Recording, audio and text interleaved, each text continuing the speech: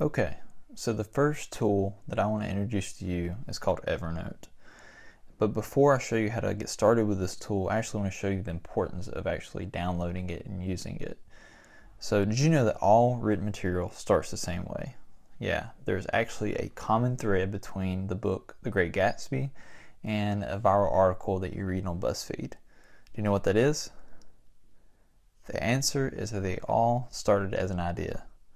Now, the tricky part is transferring that idea that's in your head to somewhere that you can actually remember it and then take action on it and build it out and then publish it somewhere.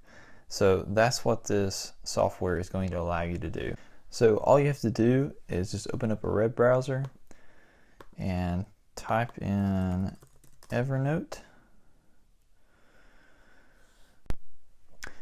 So once you have that pulled up, you can just click that button that says download, and within just a few minutes you'll have it downloaded onto your desktop.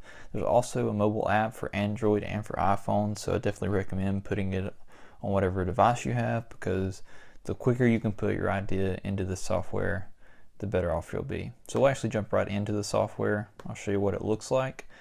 This is the front page of Evernote, and you have a notes section here, a notebook section, and a tag section. So tags are more for tagging certain elements within your article and just kind of giving you an overall view of it. Notebooks are going to be kind of like your categories.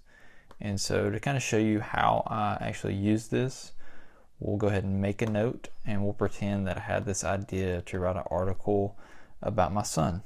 And so we might say like 20 lessons my 2-year-old son has taught me. And I don't know what kind of ideas that you might have going on in your head, but I would just type down a few things that might allow you to remember what this article should be about. And so I'm going to write down a few notes. So I might say this needs to be lighthearted,